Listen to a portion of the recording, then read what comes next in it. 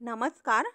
मराठी कथा संमेलन सादर करीत आहे साहित्यरत्न लोकशाहीर अण्णाभाऊ साठे लिखित कादंबरी चित्रा भाग पहिला. सूर्य उगवून कासराभर वर आला होता. वारणा नदीचा खोरा उजळला होता. सर्वत्र आल्हाद देणारे वारे भिरभिरत होते. सर्वत्र गार झाडी सुंदर दिसत होती. ती आज सकाळच्या निर्मळ वातावरणात खुलली होती.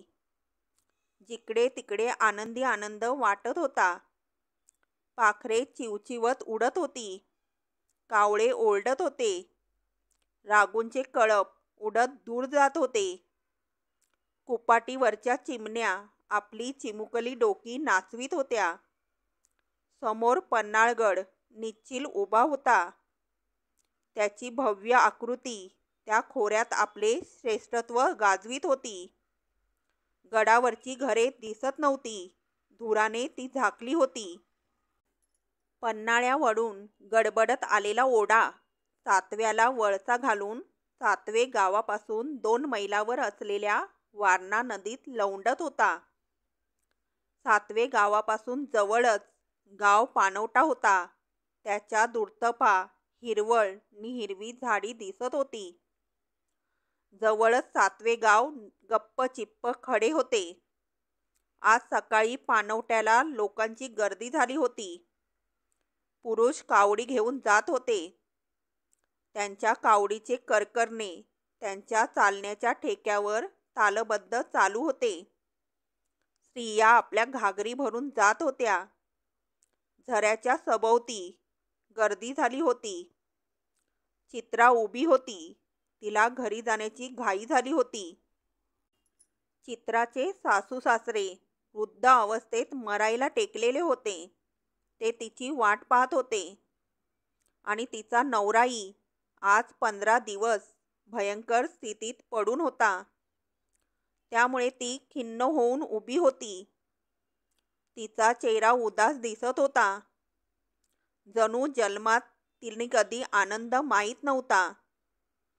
चित्रा आपल्या आईच्या पोटात होती तेव्हा तिचे वडील मरण पावले. मग तिच्या आईने सखूबाईने आपली मुलगी सोना हिला कडेवर घेऊन माहेरची वाट धरली. बिन धन्याचे बिन अन्नाचे दारिद्र्यात तडफडत राहण्यापेक्षा माहेरी आपल्या भावाकडे जाऊनच राहावे. तिथेच कोणाचे तरी दळाकांडा करून जगावे. छोटी सोना मोठी होईपर्यंत आणि आपल्या पोटातील बाळ जन्मेपर्यंत आपण माहेरीच राहून दिवस काढावे. नाहीतरी ते आपले जन्मगाव आहे.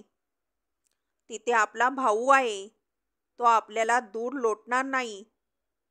असा विचार करून सखूबाई पारगावला आली. पारगावकर कृष्णा म्हणजे मोठी आसामी होता. त्याच्या 2 बायका, 6 पोरं, गुरं ढोरं, मोठा प्रपंच.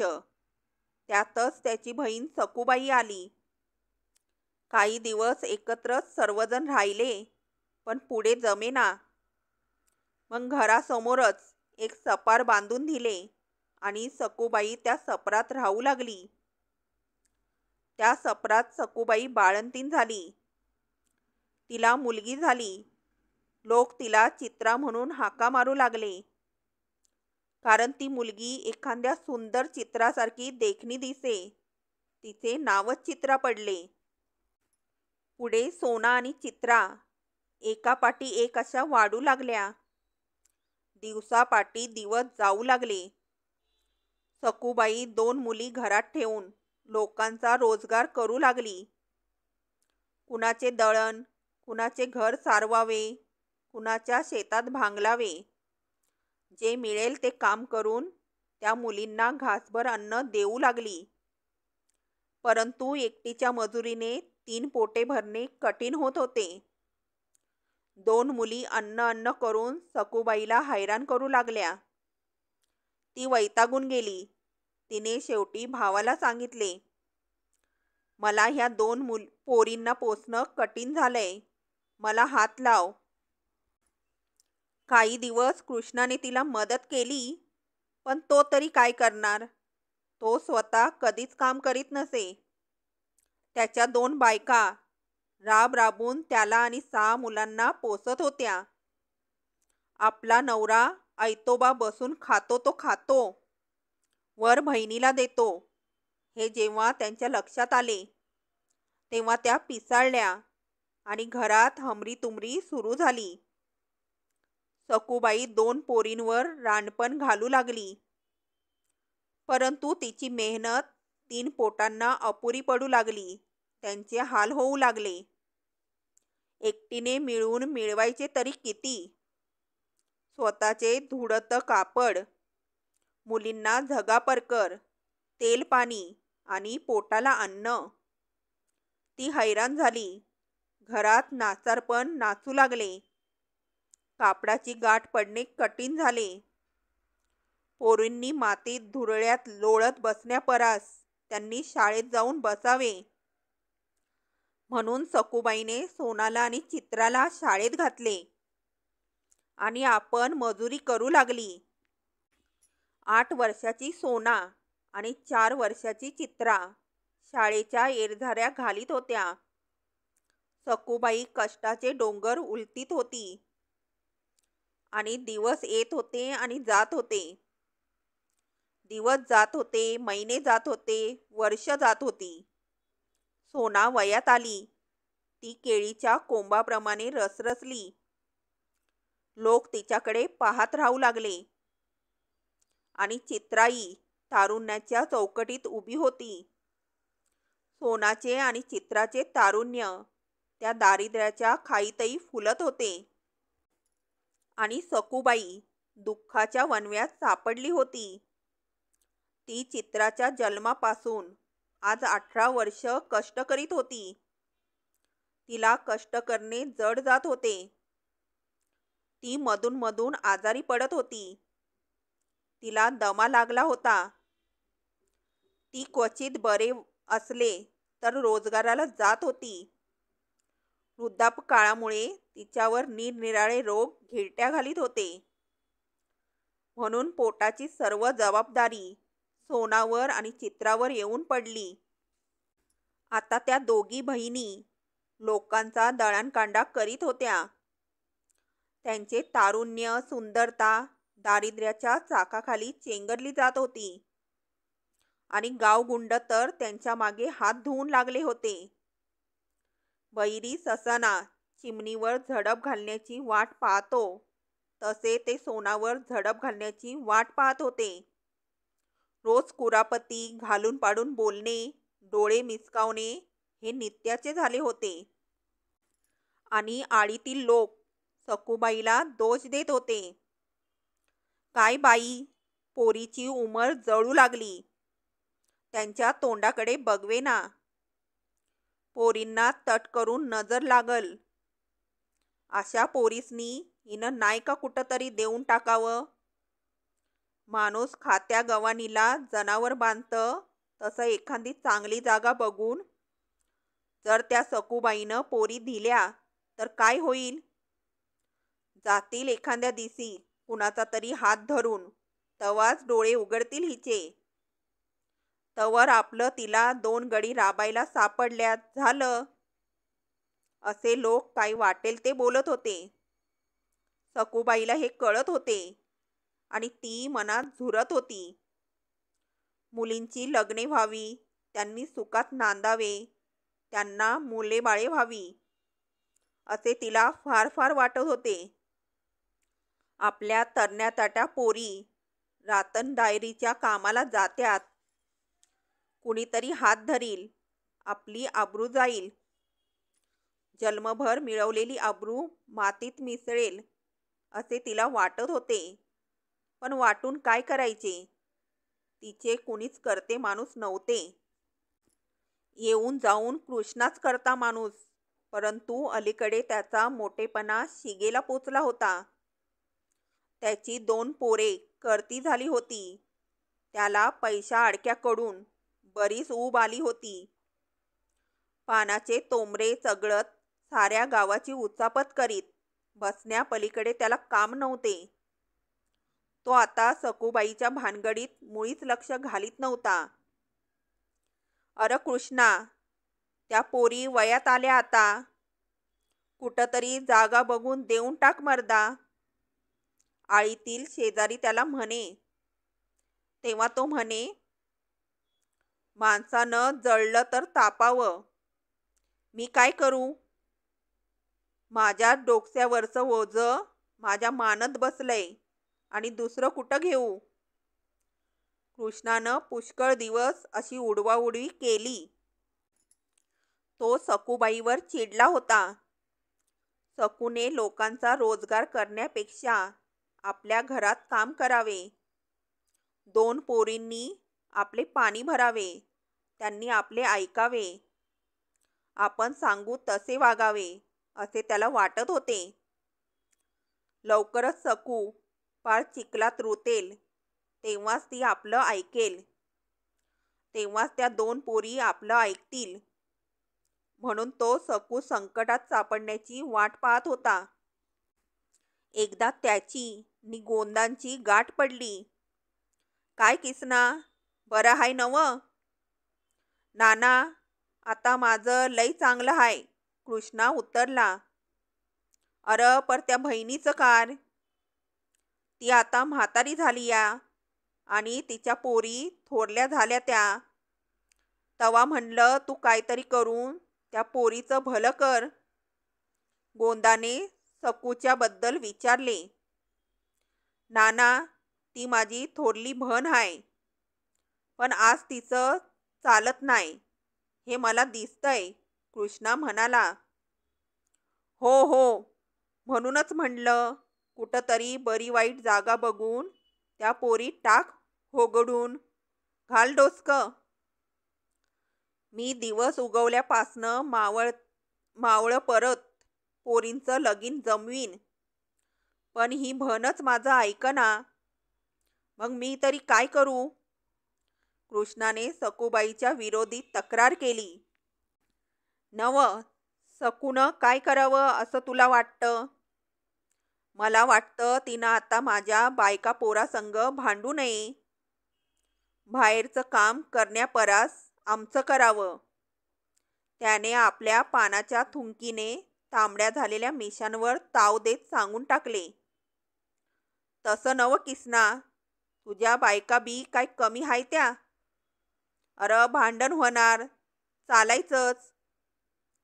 म्हसरापरी म्हसरू बांधलं तर शिंग मारतं, आणि ही तर बायकांची जात. तू तिकडं बघू न ग मरदा, कर या वर्षी पोरींचं चांगलं, नाहीतर हे वरीस गेलं की बरं नाही होणार. गोदा त्याला समजुतीच्या गोष्टी सांगत होता. बरं तर तुम्हा समद्यांचं असं मत हाय तर करतो मी समद, असे म्हणून कृष्णा घराकडे गेला. सकूबाई वाकळेच्या आळ्यात खोकत बसली होती. तिचे अंग थरथरत होते. खोकल्याचे हादरे तिला सहन होत नव्हते. ती कणत होती. चित्रा चुलीपुढे बसून आपल्या आईसाठी पाणी तापवीत होती. वानवशीवर दिवा ठणठणत होता. लोटक्याच्या 3 उतरंडी कुडाला टेकून उभ्या होत्या. एक तडा गेलेली काटवत पडली होती आणि बूड नसलेला तवा तोंड पसरून पडला होता. घरात सर्वत्र शुकशुकाट दिसत होता. सोना अजून कामावरून आली नव्हती. आई आजारी म्हणून चित्राला घरी ठेवून ती एकटी कामाला जात होती. म्हातारीने तिच्या वाटेला डोळे लावले होते. तिला चैन पडत नव्हती. सोनाला उशीर का झाला म्हणून ती चित्राला पुन्हा पुन्हा प्रश्न करीत होती. आणि येईल की आता, असे चित्रा उत्तर देत होती. अंधार पडत होता. दारात कुणाची तरी पावले वाजली. सकूबाईने कान टवकारले. कोण हाय? तिने विचारले. मी हाय, किसना. किसना, ये, अजून सोना आली नाही? एखाद्या गडी कामाला धाडल्यागत पोरीला रातची धाडती आहेस. येईल की आता, कृष्णाने डाफरून म्हटले. मग काय करू? माझं चालना आता. माझं हातपाय बसलं. मग पोट कसं भरू? कुणाच्या जीवावर जगू? सखूबाईला रडू आले. ते तुझं रडणं राहू दे. मी आशापायी आलोय की आता तुझं आणि तुझ्या पोरींचं करायचं काय? पोरी काय हेंगड मुस्या नव्हत्या. त्या टंग्याच्या डोळ्यात मुसळावाणी सलू लागल्यात. आणि तू आपलं डोळं झाकून छान बघीत बसली आहेस. ह्याचं नाव काय? मग आता मी काय करू? मला हिंडता फिरता येत नाही. कुठं जाऊ आणि नवरा बघू? तुला सांगून तर जीव बेजार झाला. तुझं डोळे उघडे ना. आता काय करू सांग? सखूबाई गयावया करीत म्हणाली. मग आता मोर काय करायचं? कृष्णाने विचारले. आता काय मी सांगू? तू माझा पाठचा भाऊ आहेस. तुला बरं दिसल तसं कर, सखूबाई म्हणाली. गावात माणूस माझ्या तोंडात शेण घालतय म्हणून मी या भानगडीत पडणार आहे. अन तू नी पोरींनी माझं ऐकलं पाहिजे. मी करीन त्यात मानलं पाहिजे. कबूल हाय? कृष्णाने डोळे वटारून सवाल केला. किसना, तू का कुणी परका आहेस? माझा भाऊ नव. मला दूर लोटू नग. मी तुझं शब्द मोडणार नाही. आणि माझी 2 लेकरं, माझी आबरू मी तुझ्या पायावर घालते. तुझ्या पाया पडते. माझ्या पोरींचं बरं कर. सखूबाईने पदर पसरला आणि हळूच आपले डोके टेकले. तिच्या डोळ्यातून अश्रू वाहत होते. चित्राने मुरडून आईकडे पाहिले आणि तिच्याही डोळ्यातून अश्रुधारा झरझरू लागल्या. बरं तर मग मी बघतो 4 गावं आणि चित्रीचं बी करून टाकतो. काय ग, हायस का तयार? त्याने चित्राकडे रोखून पाहत विचारले. चित्राने लाजून मान खाली घातली आणि आपल्या मांडीवर फाटलेले लुगडे जुळवून उघडी मांडी झाकली. हो हो, कर बाबा, घे पदरात, म्हातारी काकुळतेने म्हणाली. इथं घुंगरबादी वड्यात एक नवरा हाय, तो बघतो. हो हो बघ, म्हातारी आसू पुसून म्हणाली. बरं जातो मी, असे म्हणून कृष्णा उठून बाहेर पडला. दारात वैरणीचे ओझे टाकून सोना घरात आली. सखूबाईला आनंद झाला. चित्रा सोन्याच्या जवळ येऊन बसली. आईचे रडवे तोंड पाहून सोनाला वाईट वाटले. आई, काय झालं? सोनाने आईला विचारले. नाही बाळ, काय नाही. नाही कसं? मामा का आला होता? म्हातारीने सर्व काही तिला सांगितले. नंतर त्यांनी घासभर खाऊन अंथरुण टाकली. सखूबाई पडल्या पडल्या विचार करीत होती. आज तिला बरं वाटत होतं. आता सोनाचे लग्न होणार. ती नांदून येणार. आता आपल्या मागची एक चिंता दूर होणार. चित्राचं काय? ती अजून लहान आहे. या वर्षी नाही तर पुढच्या वर्षी होईल. मग दोघींची लग्न होतील. मग आपण दोघींच्याही घरी जाऊ. 4 रोज राहू. मग आपल्या पाठीशी लागलेलं हे दारिद्र्य पण नाहीसं होईल. आणि पोरींचंही चांगलं होईल. दिव्याच्या ज्योतीला देखील लाजवणारी माझ्या मुलींची रूपं फाटक्या चिंध्यात कुटवर दडवू. आता तसं नाही करावं लागणार. आपापल्या घरी जातील. मग माझ्या मागची काळजी दूर होईल. असा विचार करीत करीत ती निजली.